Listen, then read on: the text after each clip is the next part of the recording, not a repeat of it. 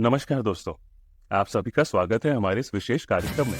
अगर आपको हमारा ये प्रयास पसंद आए तो कृपया हमारे चैनल को सब्सक्राइब करें, वीडियो को लाइक करें और अपने दोस्तों में परिवार के साथ शेयर करें। आपकी सहभागिता हमें प्रेरित करती है ताकि हम आपके लिए और भी ज्ञानवर्धक कंटेंट बना सकें। अब आइए आरंभ करते हैं आज का रहस्यपूर्ण और रोचक सफर। पिछले वीडियोस में हमने नवरात्रि के पहले 5 दिनों के देवी स्वरूपों के बारे में जाना। आज हम नवरात्रि के छठे दिन की देवी माता कात्यायनी के बारे में विस्तार से चर्चा करेंगे। यह कथा अत्यंत रहस्यमयी और शक्तिशाली है जो आपको अद्भुत रोमांच से भर देगी।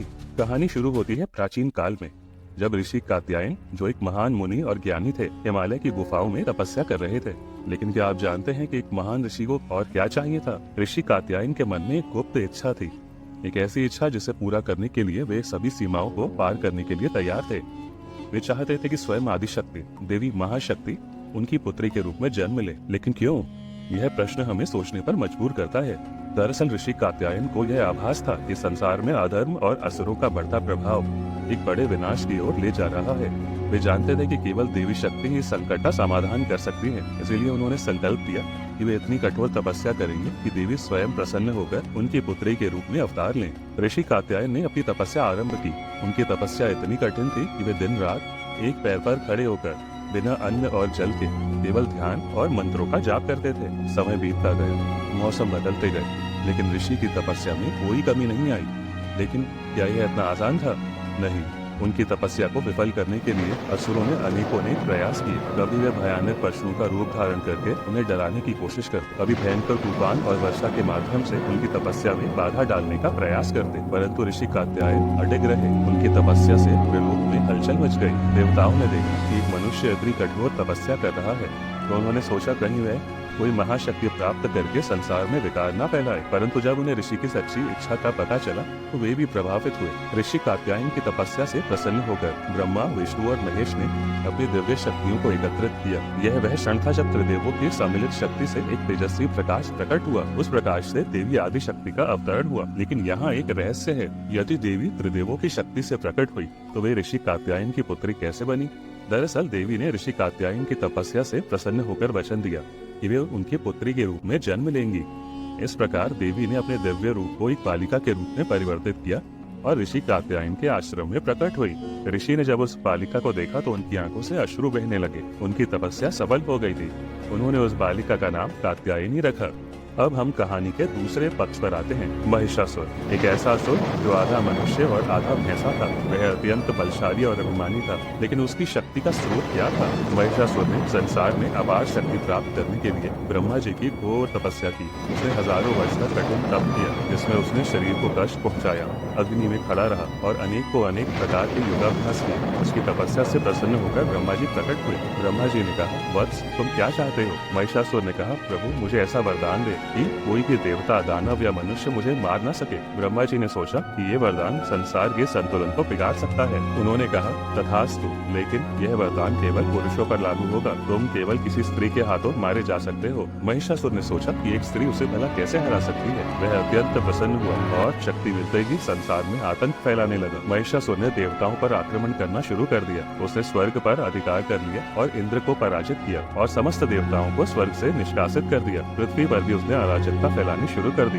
देवताओं ने त्राही त्राही करते हुए ब्रह्मा, विष्णु और महेश के पास सहायता के लिए गुहार लगाई। उन्होंने कहा, प्रभु, महिषासुर को केवल कोई स्त्री ही मार सकती है। तभी त्रिदेवों ने अपनी शक्ति से देवी कात्यायनी को स्मरण किया। वे जानते थे कि ऋषि कात्यायन की पुत्री ही महिषासुर का अंत कर सकती हैं। देवी कात्यायनी का रूप अत्यंत भव्य और दिव्य था। उनके हाथों में विभिन्न तरह के शस्त्र थे। अब प्रश्न यह उठता है कि ये शस्त्र उन्हें किसने प्रदान किए? भगवान शिव ने उन्हें त्रिशूल दिया, भगवान विष्णु ने उन्हें सुदर्शन चक्र दिया, इंद्र ने वज्र और ऐरावत हाथी दिया, वरुण देवता ने शंख प्रदान किया, अग्निदेव ने शक्ति दी, वायु ने धनुष और बाण दिए, सूर्य ने उन्हें तेज प्रदान किया। इन सभी शस्त्रों से सुसज्जित होकर देवी कात्यायनी युद्ध के लिए तैयार थी। उनका स्वरूप इतना तेजस्वी था कि देखते ही शत्रु भयभीत हो जाए। महिषासुर ने जब देवी को युद्ध के लिए आते देखा तो वह हंसा और बोला, एक स्त्री मुझे हराने आई है? लेकिन देवी शांत रही। उन्होंने महिषासुर को अधर्म का मार्ग छोड़ने के लिए कहा, लेकिन वह नहीं माना। तब युद्ध आरंभ हुआ। महिषासुर ने विभिन्न रूप धारण किए।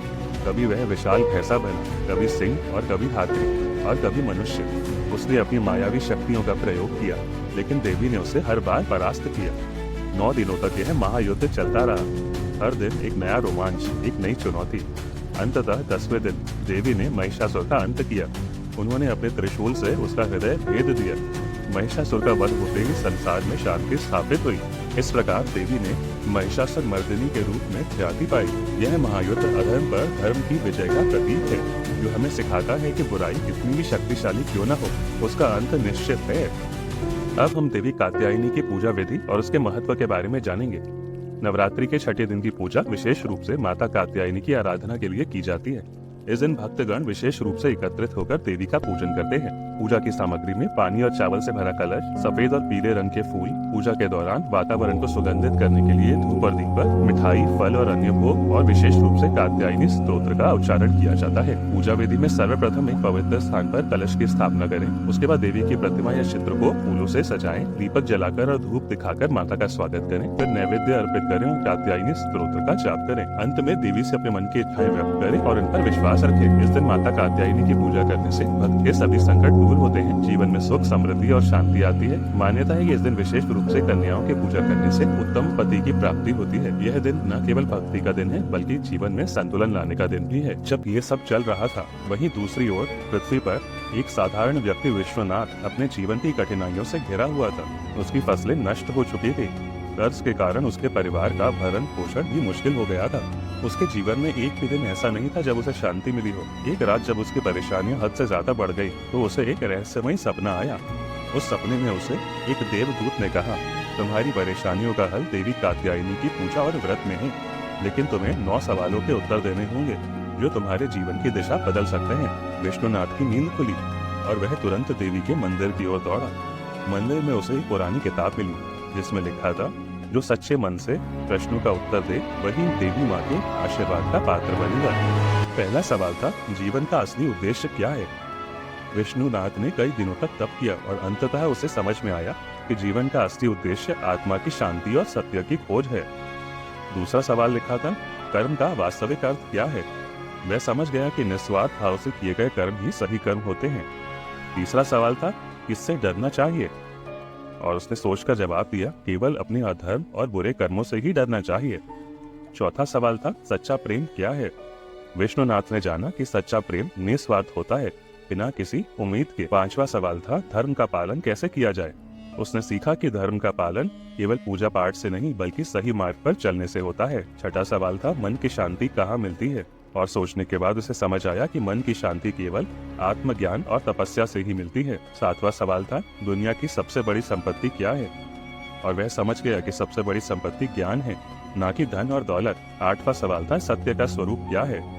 और कुछ देर सोचने के बाद उसे समझ आया कि सत्य वही है जो समय के साथ अटल रहता है। और आखिरी और नवा सवाल था, देवी माँ को प्रसन्न करने का सच्चा मार्ग क्या है? विष्णुनाथ ने देवी कात्यायनी की पूजा और व्रत का सही मार्ग समझा, निश्चल भक्ति, श्रद्धा और पूर्ण समर्पण। विष्णुनाथ ने छठे दिन देवी कात्यायनी की पूजा और व्रत किया। उसने 9 सवालों के उत्तर खोजे और अपने जीवन को बदलने का दृढ़ संकल्प लिया। उसकी सच्ची श्रद्धा और आस्था ने देवी कात्यायनी को प्रसन्न कर दिया और देवी ने उसे आशीर्वाद दिया।